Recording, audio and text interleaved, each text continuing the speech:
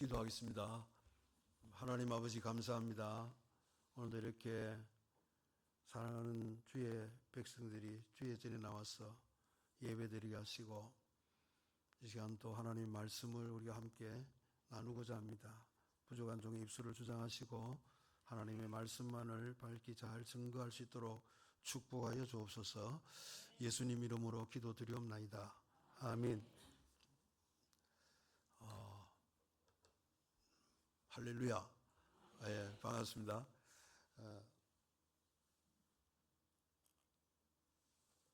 오늘 우리가 고린도후서 3장 1절부터 5절 말씀을 합독을 했습니다. 오늘 본문 말씀을 통해서 주고 있는 대로 그리스도의 편지라는 제목으로 하나님 말씀을 전하고자 합니다. 그리스도, 여러분, 그리스도, 우리는 누구예요? 그리스도인입니다. 그리스도인은 어떤 의미가 있습니까? 그리스도의 사람, 그리스도를 믿는 사람, 이런 뜻이죠.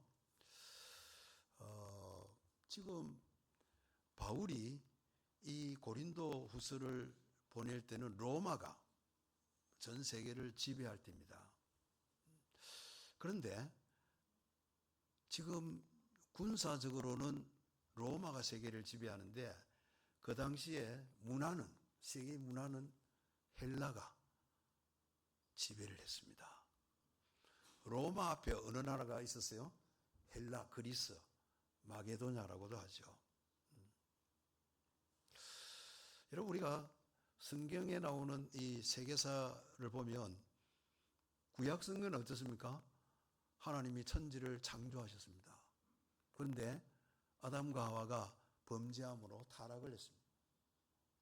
우리는 타락해서 구원의 길이 없는데 하나님께서 우리에게 구원의 길을 열어주셨습니다. 이게 성경의 쭉 전체적 흐름입니다. 그 구원의 길을 여시면서 우리에게 누구를? 메시아를, 예수 그리스도를 보내셨습니다. 그게 이제 구약에 나오는 쭉 말씀이죠. 그러니까 여러분, 역사의 중심에 누가 있어요? 예수님이죠. 예수님. 그래서 여러분, 우리가 그 연도를 말할 때도 뭐라고 해요? 예수님 오시기 전에는 BC, Before Christ, 예수님 오시기 전을 말합니다. 예수님 오신 이후에는 뭐라고 합니까? AD라고 해요. 안도 도미니, 이래서 그렇게 이야기하고 있어요. 그러니까 예수님께서 이 역사의 중심입니다. 모든 세계의 역사는 예수님 오시기 전과 예수님 오신 이후로 그렇게 구별됩니다. 그런데 자, 여러분, 자, 하나님께서 이스라엘 백성을 택하셨습니다. 아브라함을 선택하시고 한 민족을 이루셨습니다. 그런데 이스라엘이 내려오다가 솔로몬 왕 이후에 나라가 분열이 됐습니다. 북쪽 이스라엘과 남쪽 유다로 나뉘었습니다. 북쪽 이스라엘은 10지파, 이스라엘 12지파잖아요. 10지파가 북쪽 이스라엘입니다. 남쪽의 2지파, 유다와 베냐민 지파입니다. 이게 남쪽 유다입니다. 그런데 남쪽 지파는 그래도 다윗의 후손들이 쭉 왕이 되면서 그래도 하나님을 섬기고 그랬는데 북쪽 이스라엘은 그러지 못했습니다. 계속해서 쉽게 소위 말하는 쿠데타로 왕이 바뀌면서 나라가 하나님 앞에 바로 서지 못하는 그런 역사가 전개됐어요. 그래서 하나님께서 북쪽 이스라엘을 아수르라고 하는 그 당시의 강대국을 통해서 북쪽 이스라엘을 멸망시킵니다. 그게 BC 786년입니다. BC 722년입니다. 그로부터 조금 있다가 한 140년 이후에는 BC 586년경에 남쪽 유다도 그 당시의 강국 바벨론에 의해서 멸망합니다. 바벨론이 그래서 한동안 세계를 지배했습니다. 많은 사람들이, 예루살렘이 멸망하면서 많은 사람들이 포로로 바벨론에 잡혀갔습니다. 그리고 한 70년 이후에 유대인들이 포로로 갔던 사람들이 돌아옵니다.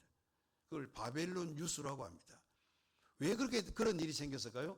바벨론이 무너집니다. 어디에?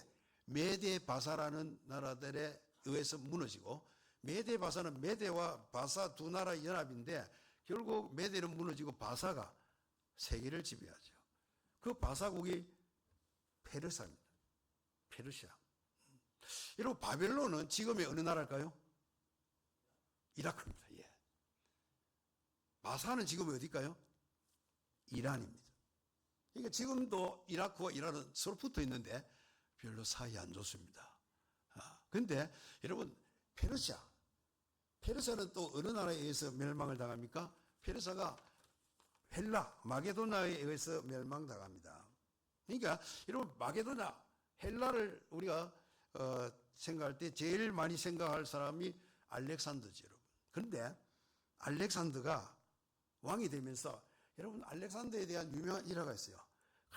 전 세계를 지배해가는 과정에 맨 마지막에 인도까지 갔어요. 그리고 인도를 앞에 두고 알렉산더가 울었다고 합니다. 더 이상 정복할 땅이 없다고 슬퍼했다는 이야기가 있습니다.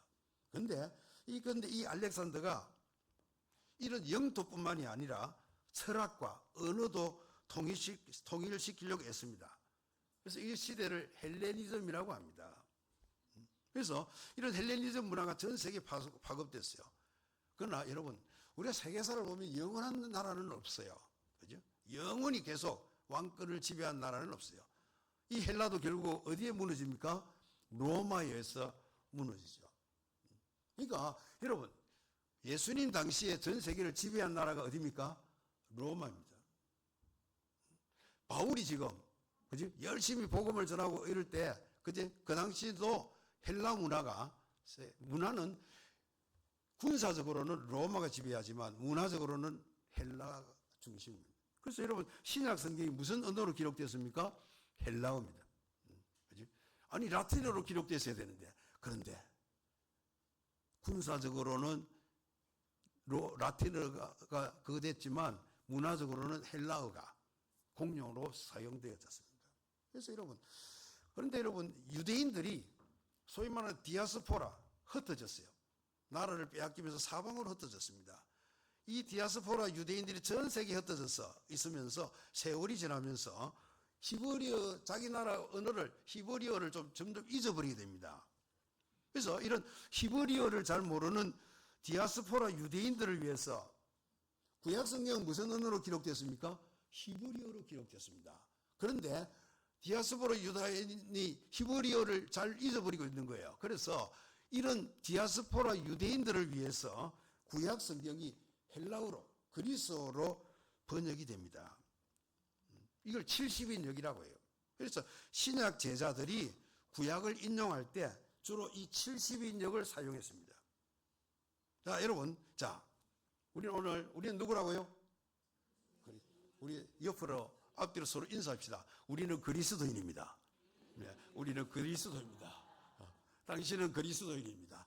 나도 그리스도인입니다. 예, 우리는 그리스도인이에요. 근데 여러분, 이 그리스도라는 말은 무슨 언어입니까? 헬라어입니다. 그러면, 그죠?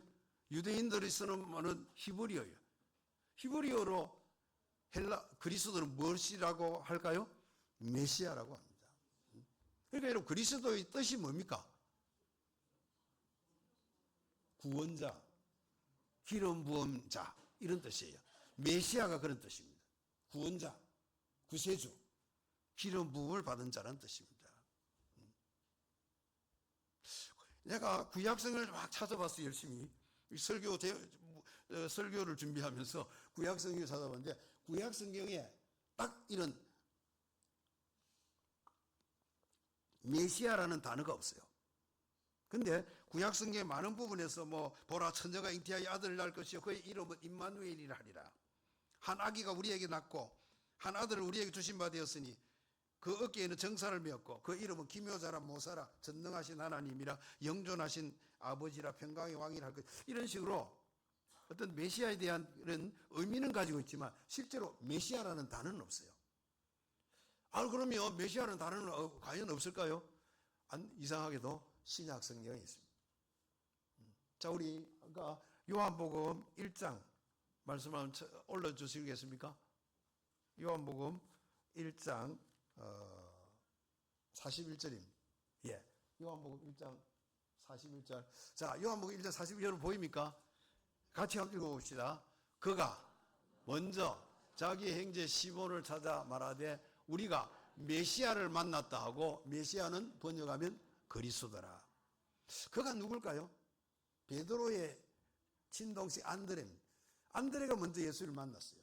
안드레가 예수를 만나고 예수님 이야기 들어보고 이분이 메시아 싶은 거예요. 유대인들이 그렇게 기다리던 메시아가 안드레네, 이분이네 싶어서 안드레가 쫓아갔어요. 누구에게 갔을까요? 자기의 형 베드로에게 간 거예요. 그래서 베드로 형제 시몬을 찾아서, 이 시몬이라는 말은 아람어입니다. 그 당시에 사람들이 쓰던 말이 아람어인데, 이 시몬을 찾아서 우리가 메시아를 만났다 하고, 메시아는 번역하면 그리스도라. 그죠? 그러니까 시몬은 다르게 번역하면 베드로입니다. 시몬은 아람어인데 헬라어로 하면 베드로예요. 그러니까 여러분, 그죠? 자, 구약 성경에는 아무리 찾아도 메시아라는 직접적인 단어는 없는데, 신약 성경에 메시아를 번역하면 뭐라고요? 그리스도라고 했습니다. 한 군데 더 볼까요? 요한복음 4장 25절의 말씀이에요. 요한복음 4장 25절 말씀을 한번 올려주시면, 자, 요한복음 4장 25절이죠. 우리 같이 한번 읽어보시겠습니다. 여자가 이르되 메시아 곧 그리스도라 하는 이가 오실 줄을 내가 아노니 그가 오시면 모든 것을 우리에게 알려주시리이다. 이게 어디에서 나오는 말씀일까요? 여러분도 기억이 나지 않습니까? 요한복음이니까 4장이에요. 예수님께서 어느 날 사마리아 땅으로 갔습니다. 수가라는 동네에 갔습니다. 한 우물가에 갔어요. 거기서 한 여인을 만났습니다. 여인과 대화 중에 예수님께서 할 때 이 여인이 예수님께 물어봅니다. 아이고, 당신들, 그 당시에 유대인들은 좀 사마리아 사람들 조금 깔보는 듯한 그런 경향이 있어요. 그러니까 이 사마리아 여인이 이 예수님께 물어요. 아니, 당신은 유대인인데 뭘 그렇게 내한테 그렇게 물 좀 달라고 하느냐, 이러면서 이렇게 이야기해요. 우리는 여기에서 하나님 앞에 사마리아에서 예배 드린다고 하는데, 유대인들은 예루살렘에서 드린다고 하는데, 어느 것이 맞습니까? 이럴 때 예수님께서 사마리아인이 예루살렘인이 장소가 중요한 것이 아니고, 하나님 앞에 예배를 드릴 때 영과 진리로 예배를 드리는 것이 중요하다는 말씀을 예수님께서 이 여인이 가르쳐 줬어요. 그때 이 여자가 예수님께 하는 말입니다. 메시아 곧 그리스도라 하는 이가 오실 줄을 내가 아노니 그가 오시면 모든 것을 우리에게 알려주시리이다. 그럼 여러분, 그러니까 결국 메시아나 그리스도는 같은 말이에요. 무슨 뜻이에요? 구세주라는 뜻입니다. 우리의 구원자. 그치? 여러분, 우리의 구원자가 누구십니까? 예수 그리스도. 이걸 말씀을 하고 있는 것이죠. 여러분, 우리는 그리스도인입니다. 자, 우리 신분이 뭡니까? 예수, 그리스도인이에요. 우리는 그리스도인입니다. 그리스도인은 그럼 어떤 사람일까요? 바울은 로마서 후서를 통해서 고린도 교인들에게 우리가 그리스도인의 신분, 우리 그리스도인의 특징이 무엇인가를 설명하고 있습니다. 바울이 고린도 교회에 2번 편지를 보냈어요. 첫 번째 보낸 편지가 고린도 전서입니다. 고린도 전서를 통해서 바울은 그 당시에 바울이 고린도에서 한 1년 6개월 있으면서 복음을 전하고 다른 지역으로 갔는데, 나중에 소문을 들으니까 아주 교회가 잘 부흥하고 있는 중에 그만 문제가 생겼다는 거예요. 어떤 문제냐? 그 안에 좀 분파 문제. 나는 아볼로파, 나는 게바파, 나는 예수파, 나는 바울파라는 거예요. 여러분, 교회 안에 그런 분파가 생기는 것은 굉장히 바람직하지 못한 문제지 않습니까? 그래서 바울은 고린도 전서를 통해서 그들에게 우리는 다 예수님 중심으로 살아가는 것이지 그렇게 파당을 생기게 해서는 안 된다는 것을 이야기하고 있어요. 그러면서 결론적으로 뭐라고 하냐면 로마서 맨 마지막 부분에서 이렇게 이야기합니다. 믿음에 굳게 서서 남자답게 강건하라. 그런 분파 문제대로 사투지 말고 그래서 믿음에 굳게 서서 남자답게 강건해라. 그랬어요. 또 고린도 교회의 문제가 뭐예요? 은사 문제입니다. 방언의 은사가 최고야? 아니야. 치유의 은사가 최고야. 영분별의 은사가 최고야. 통역의 은사가 최고야. 막 이렇게 했어요. 그때 바울은 이 고린도 전서를 통해서 무엇보다도 제일 중요한 것은 너희 모든 일을 사랑으로 행해라. 그렇게 결론을 지었어요. 그러니까 분파 문제든 은사 문제든 더 중요한 것은 믿음이 굳게 서는 것이 중요하고, 또 중요한 것은 모든 것을 사랑으로 행하라. 여러분, 그래서 고린도전서 13장에서 뭐라고 했어요? 믿음, 소망, 사랑, 그것은 항상 있을 것인데 그 중에 제일은 사랑이라. 사랑의 모든 기초된 은사가 중요하다는 것을 말씀하고 있습니다. 그러면서 바울은 고린도전서를 보내고 한 8, 9개월 뒤에 다시 한번 편지를 보냅니다. 이것이 고린도후서입니다. 그래서 바울은 사랑하는 고린도 교인들을 향해서 뭐를 이야기하냐면, 우리는 그리스도인인데 그리스도인들은 과연 누구냐는 것을 말씀하고 있습니다. 우리 그리스도인의 특징이 뭐냐는 거예요. 우리 그리스도인의 신분이 뭐냐는 것입니다. 그래서 제가 오늘 고린도후서 2장의 말씀과 오늘 고린도후서 3장 그리고 고린도후서 5장의 말씀을 통해서 한 3가지 정도로 우리 그리스도인의 신분에 대해서, 특징에 대해서 말씀을 드리고자 합니다. 사실 고린도후서 2장 14절부터 17절은 지난주에 본문이었어요. 자, 그런데 이 고린도후서 2장 14절부터 17절은 우리 그리스도인에 대해서 뭐라고 말씀하고 있습니까? 그리스도의 향기라. 우리 그리스도인은 특징은 그리스도의 향기라는 것입니다. 그러니까 바울은 이 그리스도인의 특징을 향기가 나는 사람으로 그렇게 설명을 하고 있어요. 향기가 나는 사람이다. 제가 아주 젊었을 때, 대학교 다닐 때, 여러분 요즘도 그렇습니까? 옛날에는 젊은 사람들이 버스를 타면 항상 맨 뒷자리에 딱 앉잖아요. 그렇죠? 맨 뒷자리에 딱 앉아 있어요. 그런데 제가 버스를 타고 가는데 맨 뒷자리에 앉아서 한참 가는데 몇 정거장 가고 난 뒤에 두 분이 딱 버스를 타시더라고요. 근데 그분들이 누구냐면 스님들, 성녀들이 두 사람이 탔어요. 근데 그 중에 한 사람이 이러더라고요. 또 이래 손을 잡고 의자가 그때 이제 좌석이 꽉 찼더라고요. 그러니까 이분들이 서가지고 한 사람 의자 손을 딱 잡고 손잡이 잡고 이렇게 빙 둘러보더니 이렇게 이야기하더라고요. 이래서 하더니 예수 냄새가 난다 이러는 거예요. 예수 냄새가 난다는 거예요. 제가 깜짝 놀랐어요. 저분들은 어떻게 무슨 코가 돼서 예수 냄새가 나는지. 그래서 내가 막 뇌를 안 맡아봤어요. 내 안에서 예수 냄새가 나는지. 그런데 여러분, 그래서 제가 그때 깜짝 놀랐어요. 예수 냄새가 난다고? 그러니까 제가 느끼면 저분들이 생각할 때 뭔가 버스 안에 예수 믿는 사람이 있다는 것을 느낀 것 같았어요. 그래서 제가 속으로 혹시 내보고 그러는가? 이런 생각을 했어요. 착각은 자유지만. 그렇습니다. 여러분 보세요. 우리가 제가 한 번은 길을 가는데요. 막 이렇게 무당들이 막 그걸 구슬하고 있더라고요. 그래서 내하고 친구들이 둘인가 가다가 그래서 한번 구경하고 있어요. 그때 신학생 때였어요. 그래서 이 무당들은 뭘 하지 하고 또 구경하니까 한참 막 하다가 갑자기 툭 서더니 여기 예수 믿는 사람 가세요 이러는 거예요. 굿이 안 된다는 거예요. 예수 믿는 사람이 있어서 굿이 안 되니까 가라는 거예요. 그때 제가 또 예수 믿는 사람은 뭔가 다른 무엇이 있는 모양이다. 그런 생각이 들었어요. 그렇죠?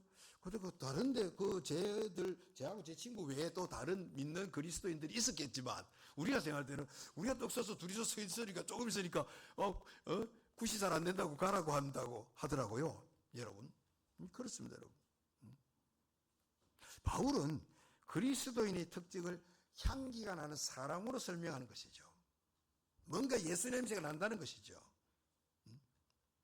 여러분, 죄와 사망으로 싸움을 걸어오는 악한 세력들을 물리치고 구원과 영생을 베푸시는 예수 그리스도의 승리를 나타내는 향기가 바로 그리스도인이라고 말하고 있는 것입니다.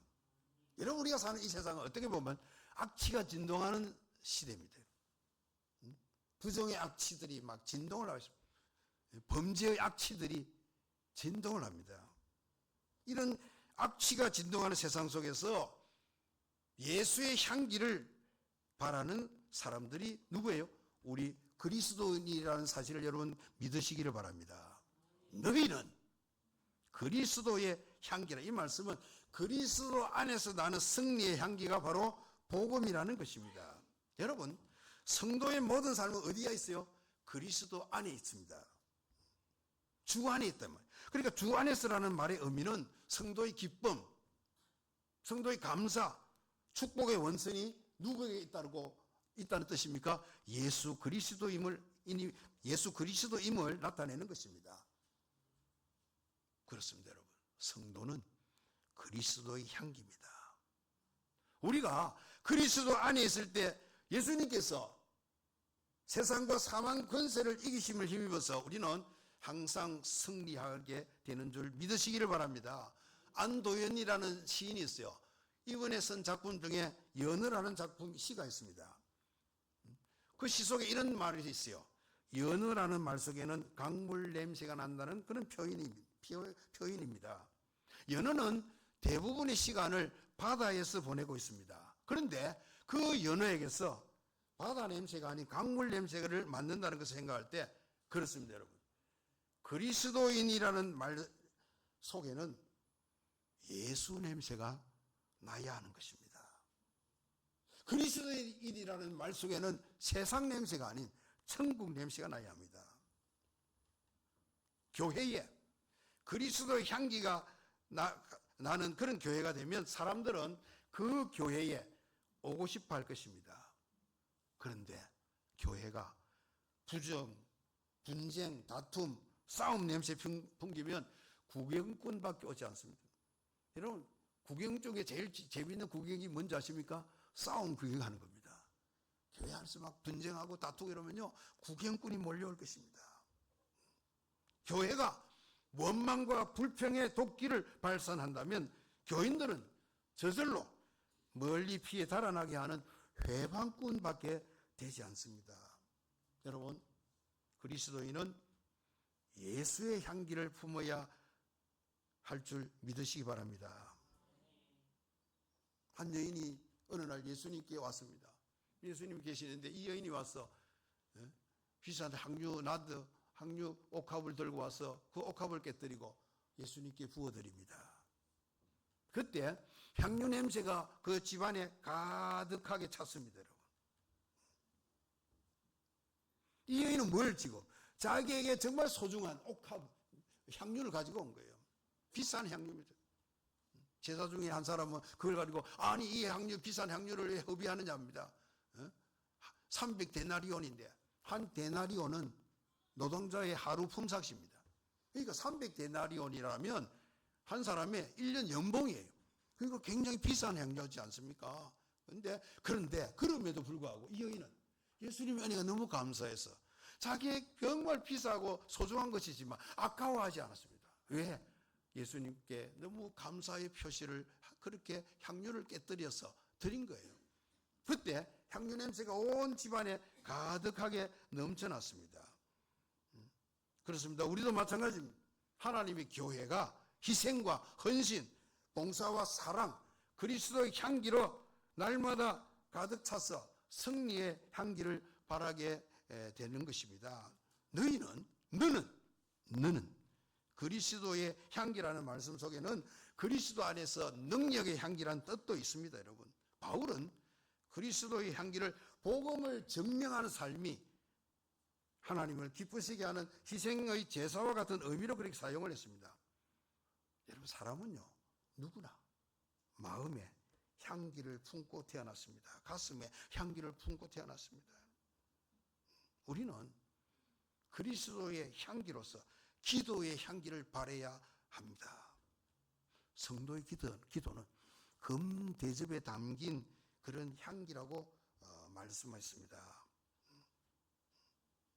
우리는 또한 믿음의 향기를 발해야 합니다. 믿음이 뭡니까? 믿음은 하나님을 기쁘시게 하는 것입니다. 그러니까 우리는 믿음의 향기, 즉 하나님을 기쁘시게 하는 그런 향기를 우리는 발해야 하는 것입니다.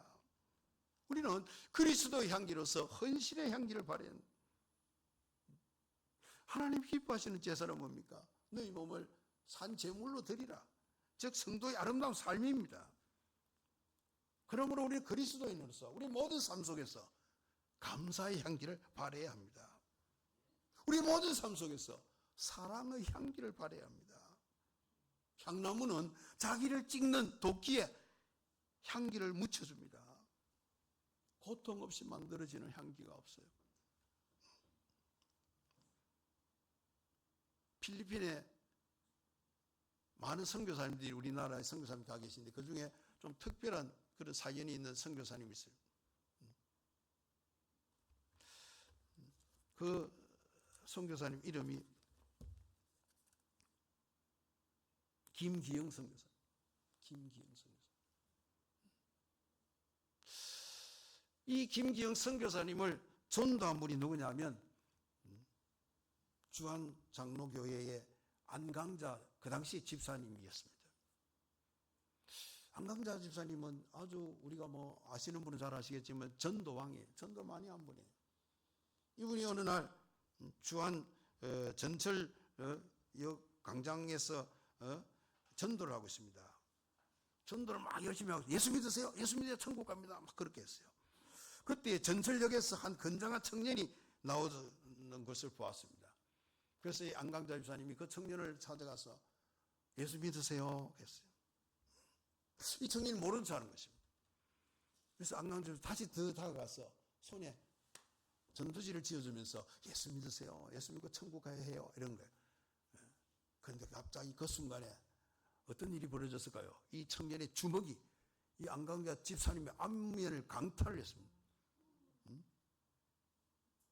그리고는 막 발로 이 여집사님의 옆을 그것도 찼습니다. 구두발로 허벅지를 찼어. 이 안강자 집사님 그 자리에서 그만 쓰러지고 말았습니다. 그리고는 이 청년이 어떻게 하느냐? 그것을 끝내지 않았습니다. 피멍이 들고 코피가 나고 이러는데 광장에 앞서팔때 쓰러졌는데 그 집사님 얼굴을 구두발로 짓밟고 가버리는 거예요. 지금 그 광장에 많은 사람들이 상인들도 있는데 다 아는 거예요. 저 청년이 아주 깡패라고. 그래 아무도 지금 대적을 못하고 있습니다. 아무도 대항을 하지 않습니다. 지금 안 집사님 아파서 주저앉으면서도 그러면서도 집사님 그 청년을 위해서 기도합니다. 아버지 저 청년을 불쌍히 여겨주세요. 안 집사님이 보니까 이 청년이 그래도 가면서 전도지를 버리지 않고 호주머니에 딱 넣는 거 보고 오히려 하나님 감사합니다. 주변 사람들의 도움으로 택시에 실려서 집에 돌아왔습니다. 근데 안 집사님 남편한테도 말을 못해. 남편 화낼까봐 말도 못하고 혼자 소가리를 합니다. 그러면서 하나님께 기도합니다. 하나님 저 청년을 불쌍히 여겨주세요. 그때 주님의 음성이 위로의 음성이 들립니다. 강자야 내가 알고 있다. 너의 고통을 내가 다 안다. 이거 사람들도 아이고 제발 이제 전도 좀 그만해라고 그렇게 핀잔을 하고 있습니다.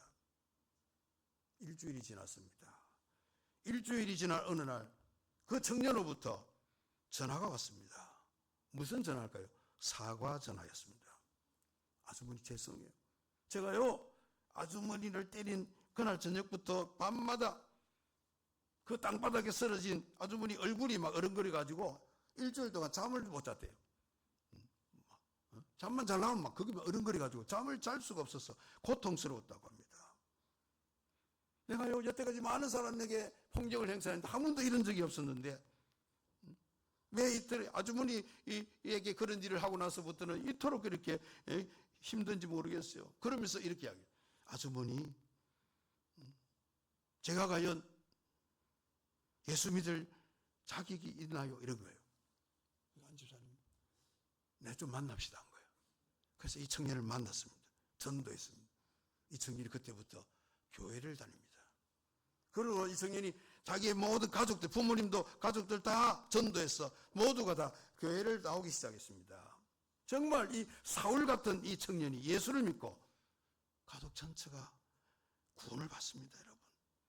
그리고는 이 청년 안강자 집사님의 주선으로 신학 공부를 하고 신학교에서 신학 공부를 하고 필리핀의 선교사가 되었다는 이야기입니다, 여러분.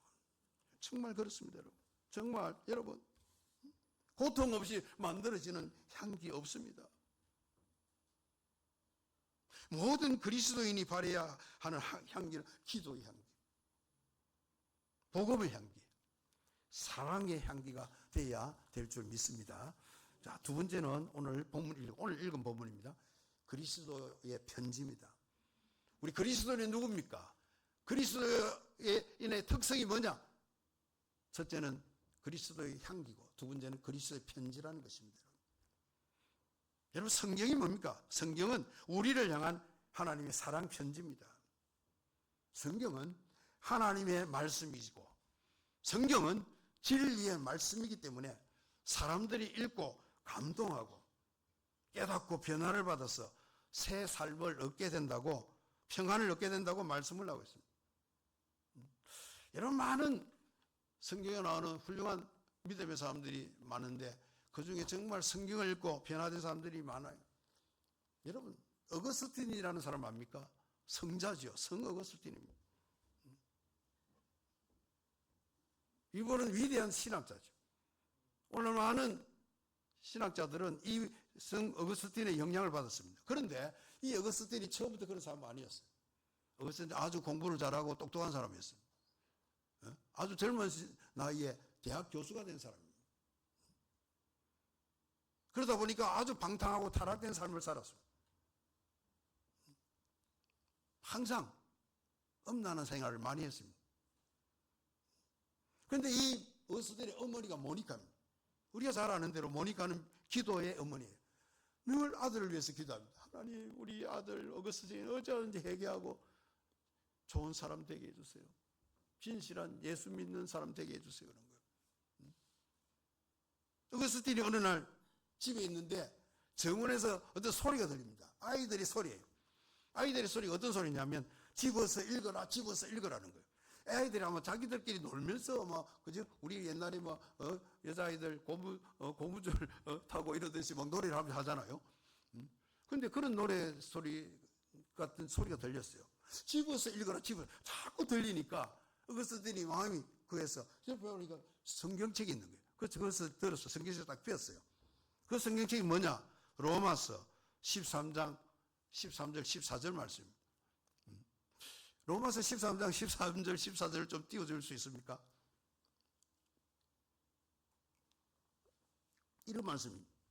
자, 우리 같이 한번 읽어보겠습니다. 여러분 화면에 뜨게 있는 같이 한번 읽어봅시다. 낮에와 같이 단정히 행하고 방탕하거나 술 취하지 말며 음란하거나 호색하지 말며 다투거나 시기하지 말고 오직 주 예수 그리스도로 옷 입고 정욕을 위하여 육신의 일을 도모하지 말라. 어거스틴이 이 말씀을 딱 읽는 순간에 깊은 찔림을 받았습니다. 그래서 그가 회개했습니다. 어거스틴의 대표적인 작품이 고백록인데 여기에 보면 그가 회심한 경험이 상세하게 기록되어 있습니다. 그가 정말 죄인으로서 하나님의 은혜를 체험한 그의 신학적 통찰의 중요한 배경이 된 것이죠. 자, 여러분, 이게 성경 말씀 뭐야? 하나님 말씀입니다. 진리의 말씀이기 때문에 때로는 사람의 심령 골수를 찔러 쪼개면서 변화를 시키죠. 여러분, 존 버년이라는 사람 아십니까? 존 버년, 영국 사람입니다. 존 버년. 이 사람의 대표적인 작품이 철로역정입니다. 여러분, 전 세계에서 제일 많이 읽히는 책이 뭘까요? 성경입니다. 성경 다음으로 제일 많이 읽히는 책이 뭘까요? 철로역정입니다. 그 저자가 존 버년입니다. 존 버년. 열심히 복음을 전하다가 그 당시 영국에서 성공에 믿는 사람들의 핍박을 받으면서 감옥에 갇히게 됐습니다. 번연이 감옥에 있으면서 열심히 성경을 읽었습니다. 성경을 읽으면서 글을 쓰게 됐습니다. 이게 철로역정. 철로역정의 내용은 장망성, 장차 망하는 성을 떠나서 그지? 천성을 향해서 가는 한 기독교도의 순례 길입니다. 순례하는 그 모든 여정을 기록한 것이 철로역정인데, 여러분, 성경은 이렇게 하나님 말씀이고 진리의 말씀이기 때문에 성경을 읽는 사람을 변화시켜 줍니다. 그러면서 그로 하여금 놀라운 하나님의 일을 하게 하는 것이죠. 여러분, 하나님께서 우리를 사랑하심으로 사랑의 편지인 성경을 주셨지만 우리가 그 말씀을 읽지도 않고 듣지 않고 믿지 않으면 우리는 하나님께서 약속하신 그 복을 받을 수가 없습니다. 사랑하는 성도 여러분, 우리는 사랑의 편지를 받은 사람들입니다. 주님은 우리에게 너희는 세상의 빛이라 소금이라고 말씀하시면서 너희의 착한 행실로 하나님 아버지께 영광을 돌리라고 말씀하고 있습니다. 빛이 어두움을 물리치듯이 우리 그리스도인들은 세상의 부정과 비패, 부패, 거짓과 불의를 물리치는 그리스도의 편지가 되어야 합니다. 빛이 길을 보여주고 인도하듯이 어둠에서 길을 못 찾아서 방황하는 사람들에게 마땅히 가야 할 길을 보여주고 생명의 길로 인도해야 합니다. 그리스도의 편지인 우리는 항상 누군가가 바라보고 있습니다. 세상 사람들은 하나님의 얼굴을 볼 수가 없어요. 그럼 뭘 봅니까? 우리의 얼굴을 보고 하나님의 얼굴을 느낍니다. 세상 사람들은 우리의 말을 듣고 하나님 말을 통해서 하나님의 음성을 듣습니다. 안 믿는 사람들은 믿는 우리의 행동을 보고 하나님 마음을 헤아립니다.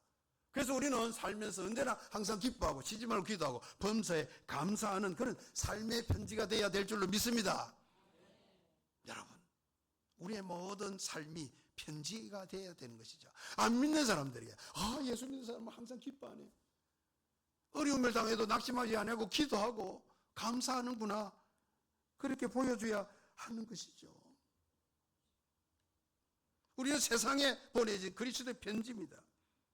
이 편지는 세상에 연필로 쓴 게 아니죠. 하나님의 영으로 육의 마음판에 쓴 것입니다. 사람들은 당시에 안디옥 교회 성도들을 보고 그리스도인이라고 처음 불렀습니다. 안디옥 교회가 어떤 교회입니까? 이방인 교회로서 최초의 선교사를 파송한 교회. 누구를 선교사로 파송했습니까? 바울과 바나바를 선교사로 파송한 교회입니다. 그런데 그 안디옥 지역의 사람들이 안디옥 교회 교인들을 보고 그리스도인이라고 그렇게 처음 불렀습니다. 즉 그들의 눈에 안디옥 성도들이 정말 그리스도와 같은 사람들로 느껴졌던 것입니다. 즉 안디옥 교회 성도들은 그리스도를 나타낸 확실한 편지가 된 것입니다. 사도 바울은 데살로니가 교인들을 향해서 너희들이 믿는 자의 본이 되었다고 칭찬을 했습니다. 종교개혁자 마틴 루터는 그리스도인은 성경책을 보고 예수를 믿지만 그리스도인이 아닌 사람들은 그리스도인을 보고 예수를 믿는다고 했습니다. 사랑하는 성도 여러분, 우리의 삶은 하나님의 사랑을 드러내는 공개 편지입니다. 우리는 성경에 하나님의 사랑 편지가 담겨 있다는 것을 잘 알고 있습니다. 그러나 성경을 알지 못하는 사람들은 그리스도의 편지인 우리를 통해서 하나님을 알아갑니다.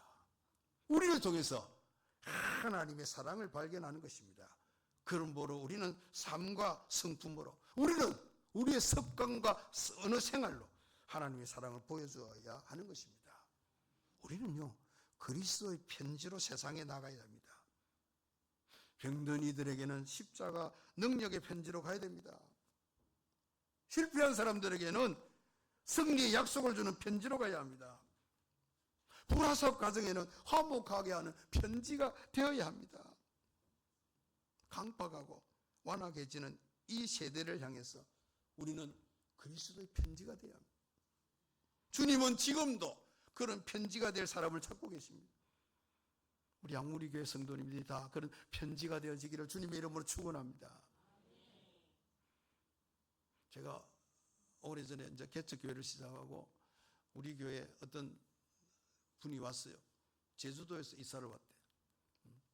근데 아이들 둘이 데리고 이렇게 왔는데 남편은 좀 몸이 안 좋아서 경제적 능력이 없고 이분이 혼자서 이제 가정을 꾸려갑니다. 너무 힘들어요.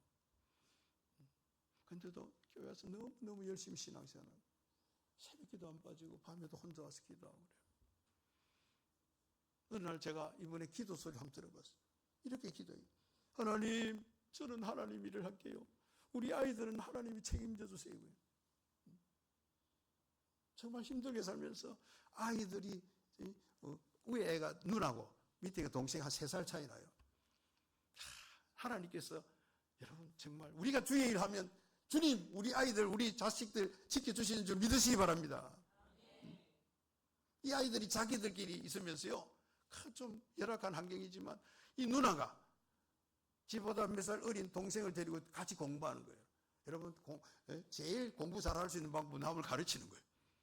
누나가 동생을 가르치는 거예요. 엄마는 힘들게 막 하루 종일 전도도 하고 뭐 이래 열심히 다니다가 또 자기 나름대로 시장에 가서 자판도 깔아놓고 장사도 하고 이렇게 했어요. 집에 돌아오면요, 아이들 둘이 가요. 누나하고 동생하고 같이 공부를 하고 마음에 크게 위로가 되는 거예요. 주님 감사합니다. 얘들이 어떻게 됐을까요? 둘 다 서울대학 갔습니다. 딸은 서울대학 가서 나중에 의사가 돼요. 지금도 서울에 어느 병원에 의사. 동생도 서울대학 나왔어요. 얼마 전에 교원 자격증 시험 친다고 하던데 그 병원은 잘 모르겠습니다만 그랬어요. 걔들 엄마가 돈이 있어서 과외를 시키겠어 뭐 했겠습니까? 저것들끼리 공부한 거예요. 왜? 하나님께서 그들의 마음을 싹 움직이니까 나가지 아니하고 그렇게 한 겁니다, 여러분. 우리는요, 세상을 향해서 그리스도의 편지가 되어야 됩니다. 주님은 오늘도 우리를 찾고 계시는 거죠. 마지막으로, 자, 그리스도인의 특성 세 번째는 그리스도의 대사, 사신임. 고린도후서 5장 17절부터 21절인데 한번 떼어주시겠습니까? 자, 저 화면에 떴습니다. 자, 고린도후서 5장 17절부터 21절 같이 한번 읽어보겠습니다. 그런즉 누구든지 그리스도 안에 있으면 새로운 피조물이라 이전 것은 지나갔으니 보라 새 것이 되었도다. 모든 것이 하나님께로서 났으며 그가 그리스도로 말미암아 우리를 자기와 화목하게 하시고 또 우리에게 화목하게 하는 직분을 주셨으니. 아멘. 네. 여러분, 우리는요 그리스도의 대사입니다, 여러분. 그러니까 하나님은 말씀을 통해서 우리로 하여금 복음의 비밀을 전하게 하십니다. 그러니까 그리스도인이란 그리스도로부터 세상을 향해 보내심을 받은 자들이죠. 그리스도의 사신은 그리스도를 대신하는 자입니다. 새로운 피조물로 화목한 관계를 이루는 사람이죠. 또한 그리스도의 사신은 대사는 목숨을 담보로 합니다. 그리스도께서 우리를 대신해서 돌아가신 것처럼 우리도 그리스도를 위해서 죽어야 할 대사입니다. 살아도 주를 위해 살고 죽어도 주를 위해 죽습니다. 사나 죽어는 우리는 주의 것입니다. 내가 하는 말과 행동, 내가 가는 곳, 하는 일 모두가 그리스도를 대신하는 일이죠. 그래서 사도 바울은 고린도 교회 성도들에게 그리스도의 대사로서 하나님과 화목하라는 메시지를 전하고 있습니다. 우리가 예수를 믿고 제사함을 받고 하나님과 화목하면 선한 일에 열심을 내는 하나님의 백성이 됩니다. 그런데 하나님은 화목을 누리게 된 사람에게 사명을 주십니다. 즉 그리스도의 대사로서 세상을 하나님과 화목하게 하는 것이죠. 하나님은 우리에게 화목하게 하는 말씀을 맡기셔서 이 직분을 감당하게 하십니다. 여러분, 우리는 그리스도의 대사입니다. 우리는 그리스도의 사신입니다. 우리는 죄인이었지만 예수님께서 우리 죄를 대신 짊어지시고 십자가에 달려 죽으심으로 하나님과 화목한 관계가 됐습니다. 이제 우리가 할 일은 뭡니까? 우리는 이제 주님의 그 은혜로 하나님과 화목하게 되었으니 이 놀라운 진리를 우리의 아직도 이걸 모르고 있는 이웃 사람에게 전하는 사명이 우리에게 주어진 줄 믿으시기 바랍니다. 우리는 예수 믿기 전에 다 죄인이었지만 예수를 믿음으로 주님의 그 보혈의 공로로 제사함을 받고 죄 때문에 하나님과 멀어졌는데 하나님과 화목하게 되었으니 내만 이것을 알고 있는 것으로 끝날 것이 아니고 이 사실을 우리의 주위의 모든 사람들에게 알려줘야 하는 것입니다. 사랑하는 성도 여러분, 그리스도의 사신인 우리가 전파해야 할 메시지는, 말씀은 하나님의 사랑인 것입니다. 우리가 하는 일이 무엇이든 하나님의 뜻대로 말하고 산다면 우리는 하나님의 대사죠. 우리는 축복의 통로입니다. 은혜의 통로입니다. 통로가 되는 것이 대사의 삶입니다. 주님께서 우리를 위해서 돌아가심으로써 하나님과 우리가 원수됐던 관계가 화목한 관계로 회복됐습니다. 하나님께서는 그리스도 안에서 믿는 우리뿐 아니고 세상을 자기와 화목하게 하셨습니다. 이것이 그리스도께서 십자가 위에서 이루신 일입니다. 여러분, 예수님께서 십자가상에서 하신 말씀을 뭐라고 합니까? 가상칠언이라고 합니다. 그 중에 하나가 뭐예요? 다 이루었다. 그리고 아버지여 내 영혼을 아버지께 부탁하나이다 하고 운명하시니라. 뭘 다 이루었습니까? 하나님께서 예수님께 맡겨주신 사명, 화목하게 하라는 사명을 다 이루시고 그렇게 하신 것입니다. 그렇다면 여기에 여러분 우리 교회의 사명이 있습니다. 교회가 해야 될 가장 중대한 일은 이 화목의 말씀을 전파해서 주께서 피 흘려 사신 영혼들을 하나님과 화목하게 하는 것입니다. 이제 말씀을 맺고자 합니다. 우리는 누구예요? 그리스도인입니다. 우리에게 주어진 직책이 뭡니까? 사명이 뭡니까? 첫째는 믿음과 소망과 사랑의 향기를 바라는 삶을 살아가야 되는 것입니다. 두 번째는 우리의 삶이 그리스도께서 쓰신 편지이길 소원합니다.